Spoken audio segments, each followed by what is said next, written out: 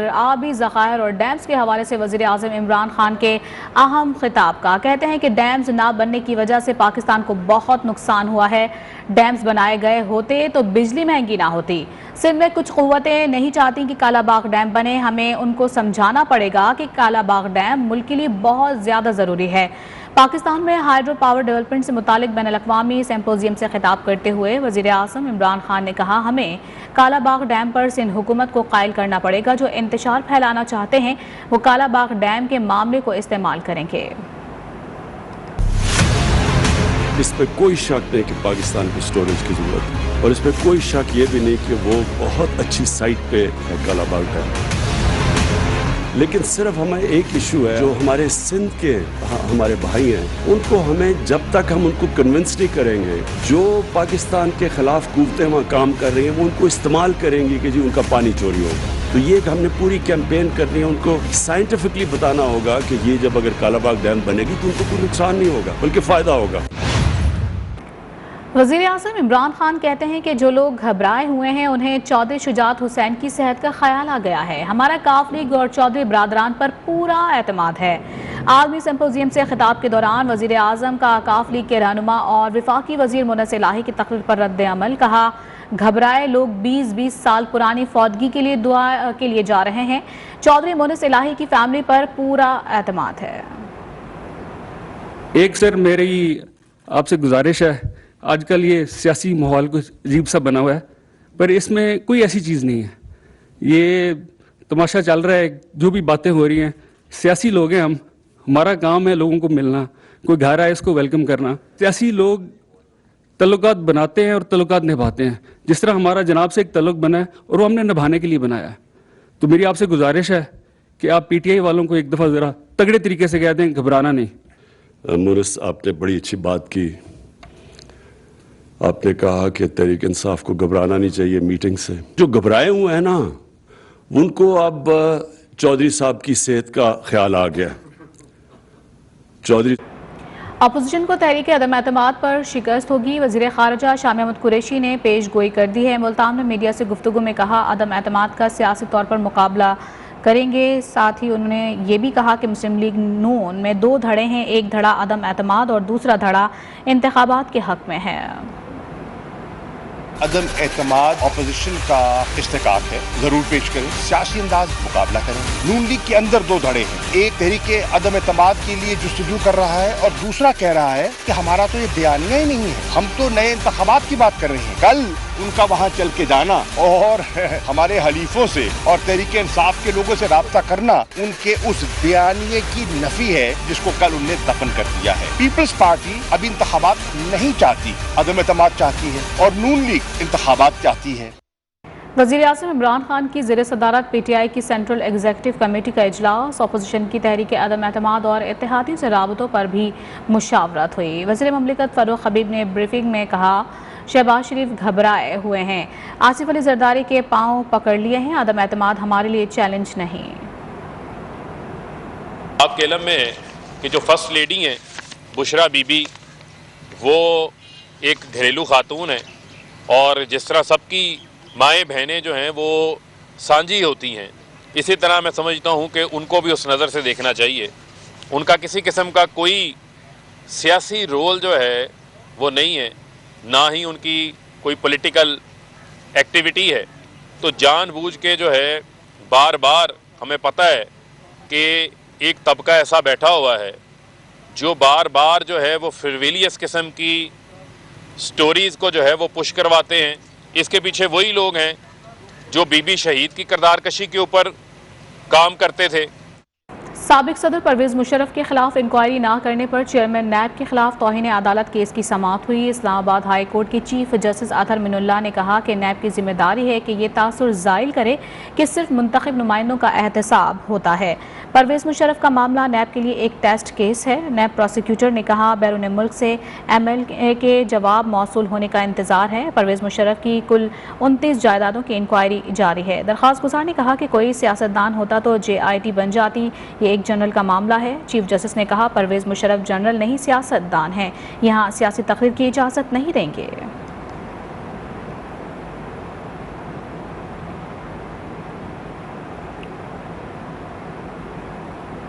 और Islamabad high court ने जबरी गुमशुदगियों के मामले पर अटॉर्नी जनरल ऑफ पाकिस्तान को दोबारा तलब कर लिया है। अदालत ने लापता कमीशन के TORs और जस्टिस मंसूर आलम कमीशन की रिपोर्ट जमा करने की हिदायत कर दी है।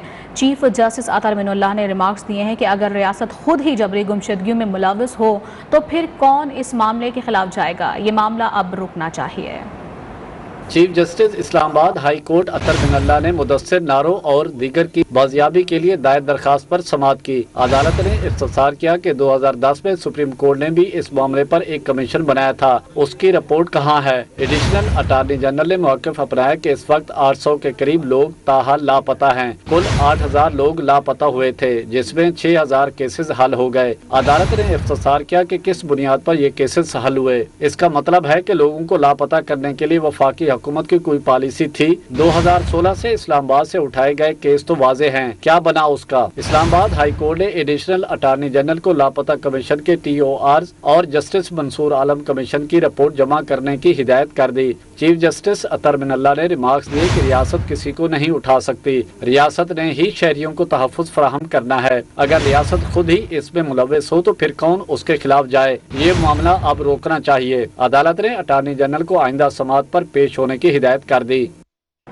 खबरों का सिलसिला जारी है। यहाँ वक्त हुआ है ब्रेक। जहाँ कौमी शाहराह पर धरना तीसरे रोज भी जारी है। जमीन के तनाज़े पर कत्ल 6 अफराद के वोरसा ने मुतालबात की मंजूरी तक धरना जारी रखने का ऐलान कर दिया है। तफसीलात के लिए ये रिपोर्ट देखिए। नवाबशाह की कौमी शाहराह तीसरे रोज भी बंद, ट्रकों की लंबी कतारें लग गईं।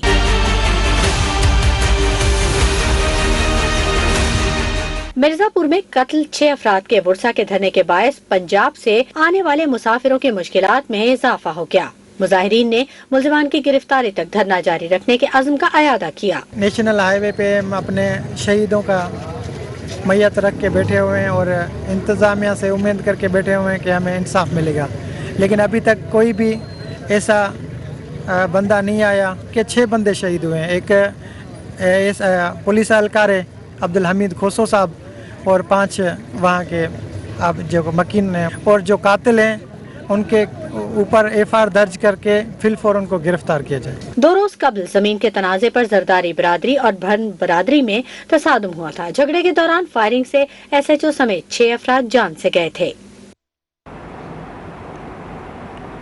यहाँ वक्त हुआ है ब्रेक का, हमारे साथ रहिएगा। कि आपको बताएं कि हाई कोर्ट मुल्तान बेंच ने कंदील बलोच कत्ल केस के मरकजी मुल्जिम वसीम को सजा से बरी कर दिया है। जस्टिस सुहेल नासिर ने राजीनामे की बुनियाद और गवाहों के बयानात से मुनहरम होने पर मुल्जिम को बरी किया है। अहम तरीन खबर है जिससे अपने नाजरीन को आगाह कर रहे हैं। कंदील बलोच कत्ल केस के हवाले से मरकजी मुल्जिम वसीम को अदालत ने बरी कर दिया है। साथ ही आपको बताएं लाहौर हाई कोर्ट के मुल्तान बेंच ने कंदील बलोच कत्ल केस की समाअत के मरकजी मुल्जिम और सगे भाई वसीम को बरी कर दिया है।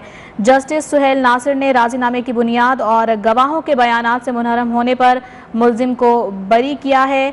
कंदील बलोच कत्ल केस के मरकजी मुल्जिम और उनके सगे भाई वसीम को अदालत ने बरी कर दिया है। जस्टिस सुहेल नासिर ने राजीनामे की बुनियाद और गवाहों के बयानात से मुनहरम होने पर मुल्जिम को बरी किया है। कंदील बलोच कत्ल केस के हवाले से अपने नाज़रीन को आगाह कर रहे हैं, जिसमें मरकजी मुल्जिम उनका सगा भाई वसीम था, जिसको अब अदालत ने बरी कर दिया है। लाहौर हाई कोर्ट के मुल्तान बेंच ने कंदील बलोच कत्ल केस की समाअत की और मरकजी मुल्जिम और उनके सगे भाई वसीम को बरी कर दिया है। जस्टिस सुहेल नासिर ने इस केस की समाअत की और जस्टिस सुहेल नासिर ने राजीनामे की बुनियाद और गवाहों के बयानात से मुनहरम होने पर मुल्जिम को बरी किया है।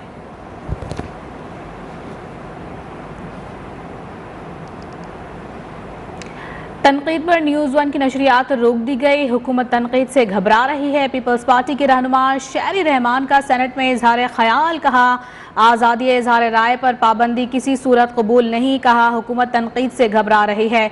शहरी रहमान के हवाले से आपको बता रहे हैं, जहां इस्लामाबाद में सेनेट में इजहार ख्याल करते हुए शहरी रहमान का यह कहना था कि तनकीद पर न्यूज़ 1 की नशरियात रोकी गई है, हुकूमत तनकीद से घबरा रही है और इसी बुनियाद पर उसने न्यूज़ 1 की नशरियात जो है वो बंद की है। उन्होंने ये भी कहा कि आज़ादी राय पर पाबंदी किसी सूरत कबूल नहीं है। आपको बता रहे हैं, सेनेट में इजहार ख्याल करते हुए पाकिस्तान पीपल्स पार्टी की रहनुमा शहरी रहमान ने इजहार ख्याल करते हुए ये कहा कि तनकीद की बुनियाद पर न्यूज़ 1 की नशरियात को रोक दिया गया है।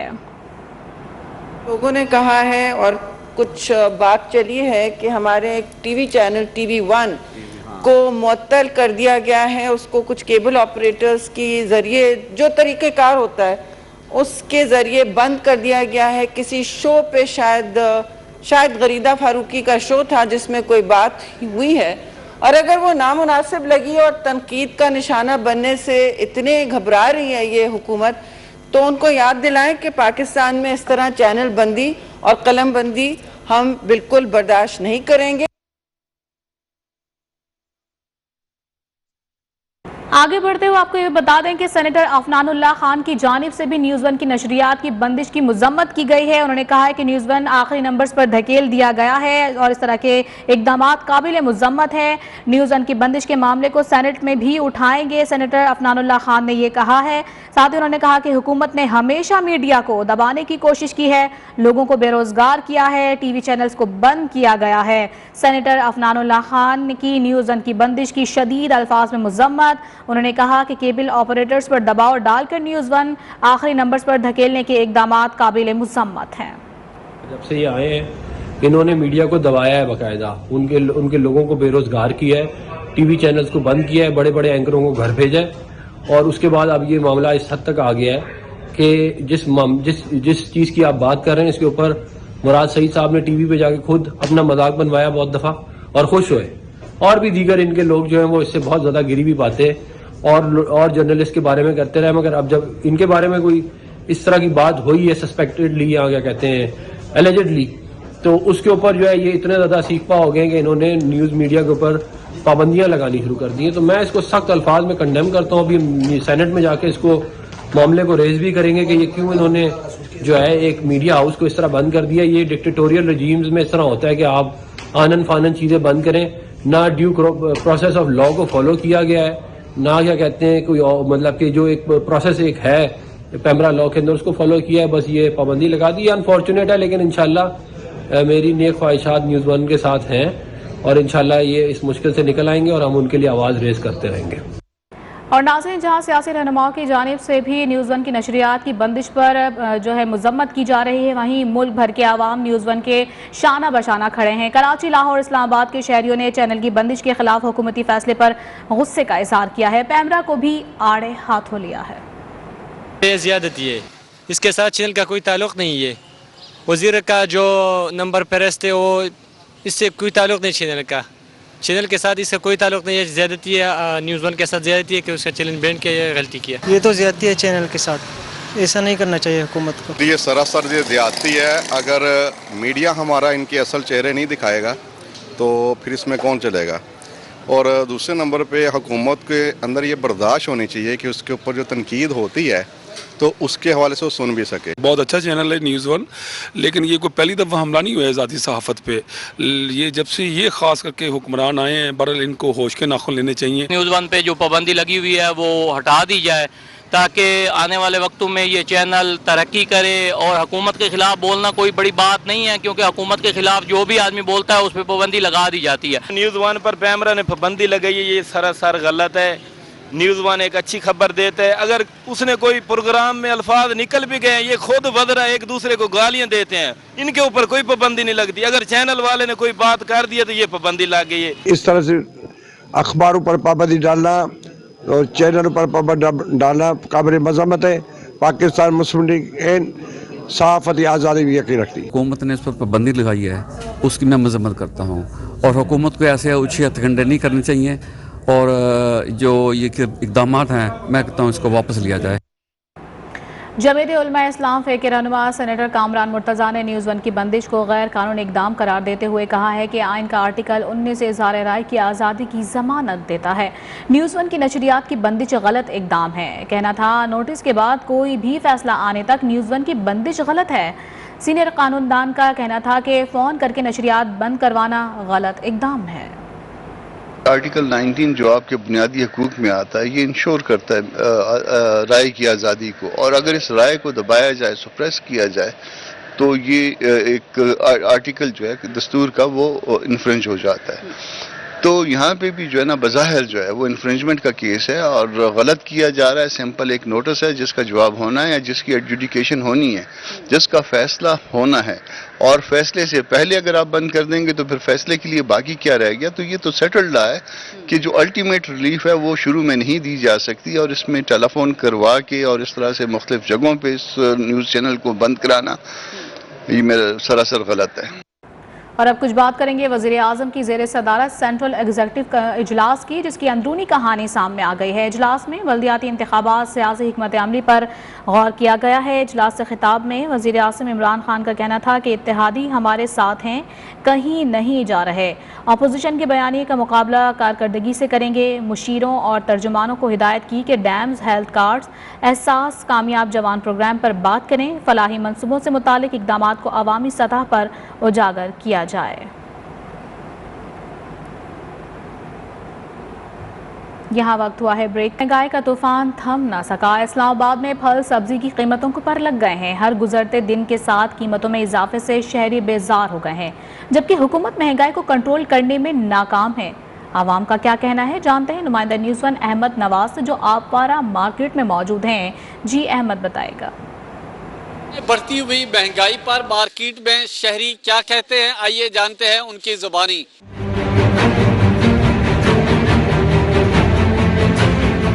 मुल्क में बढ़ती हुई महंगाई के साथ जो गरीब आदमी है बेचारा वो तो काफ़ी ज़्यादा परेशान है। महंगाई तो बहुत है, बहुत ज़्यादा है।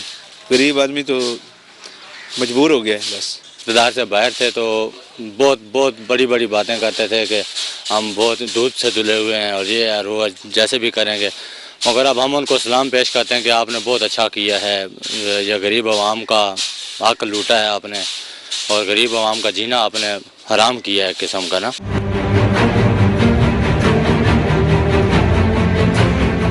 शहरियों ने बढ़ती हुई महंगाई का शिकवा किया और हुकूमत से मुतालबा किया कि बढ़ती हुई महंगाई को हुकूमत कंट्रोल करे। कैमरामैन मोहम्मद जुनैद के साथ अहमद नवाज, न्यूज़ वन, इस्लामाबाद। लाहौर का रुख कर लेते हैं, जहां रोज बरोज बढ़ती महंगाई ने आम आदमी को सब्जी और फल खरीदने के काबिल भी नहीं छोड़ा। फल और सब्जियां आम आदमी की दस्तरस से बाहर हो गई हैं। लाहौर से रिपोर्ट देखिए। मुल्क में जारी कमर तोड़ महंगाई के बायस आम आदमी के लिए दो वक्त की रोटी का हसूल भी मुश्किल है। मौसमी सब्जियां और फल उनकी पहुंच से बाहर हो चुके हैं, और उनको किन किन मसाइल का सामना है, आइए उन्हीं से जानते हैं।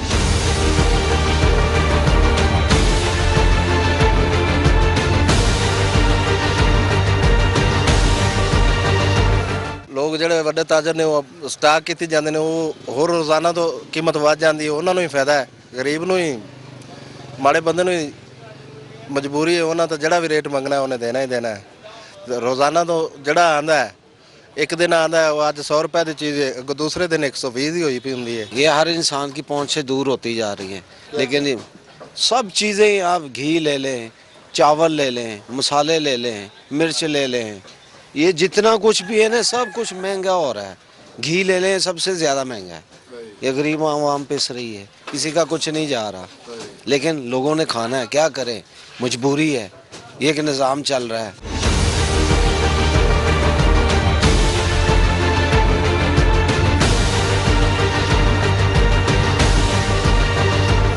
लाहौर में बढ़ती हुई महंगाई पर काबू ना पा सकना 56 प्राइस कंट्रोल मजिस्ट्रेट की कारकर्दगी पर सवालिया निशान है। कैमरामैन नोमान के साथ मोहम्मद फैसल खान, न्यूज़ वन, लाहौर। भारतीय रियासत कर्नाटक के एक और स्कूल में तालिबात को हिजाब पहनकर दाखिल होने से रोक दिया गया। रियासत में 10वीं जमात तक के स्कूल खोल दिए गए हैं, जबकि कशीदा सूरत हाल के बायस कॉलेज और यूनिवर्सिटीज़ बंद रहेंगे। रियासती हाईकोर्ट आज हिजाब केस का फैसला करेगी। हिजाब पर पाबंदी के खिलाफ भारत में एहतजाज जारी। कर्नाटक में कॉलेज और यूनिवर्सिटीज 19 फरवरी तक बंद रखने का फैसला किया गया है। रियासत में 10वीं जमात तक के स्कूल खोल दिए गए। रियासती हुक्काम के मुताबिक स्कूल के बाहर पुलिस भी तैनात की गई है। मंदिया के इलाके में प्रिंसिपल ने हिजाब पहनकर आने वाली तालिबात को स्कूल में दाखिले से रोक दिया।